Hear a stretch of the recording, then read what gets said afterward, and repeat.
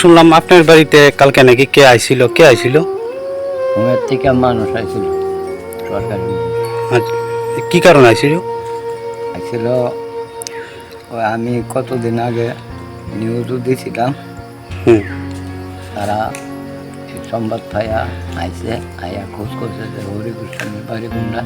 হুম আমি বললাম যে এই বাড়ি ওই, হুম যে আমার ঘরে নাতি আছে একজন, তার মা মরা, যে আমরা আপনি তারে নিলে আপনি দিবেননি। আমি যদি যাইতো তো চাই না, দাদা দিদা চাই না, আমার এনে থাকতো চাই, আমি তারা ভবিষ্যতে মানুষ করবেন লেখা চাইছিলাম। মানে আপনারা যদি নেন তার ভবিষ্যৎটা দাঁড়া করাইয়া দেন। হুম। আমরা এটাই চাইতেছি, তার যেমন ভবিষ্যতে মানুষ হয়ে আয়। কালকে কি লয়ে গেছে? কি কইবেন এখন শুনিয়া? মানে তারা নিছে, তারা আমার কাছে লেখাপড়া সব কিছু করাইব, হ্যাঁ, ভবিষ্যতে মানুষ করে দিব। 18 বছর হইলে আমার আবার ফেরত দিয়ে দেব।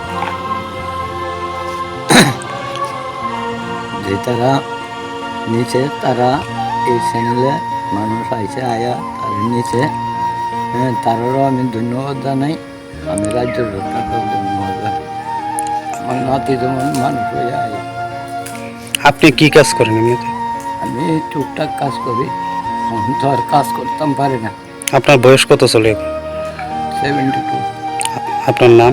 হরিপদ কৃষ্ণ, এই এলাকাটার নাম কি? কাঞ্চননগর।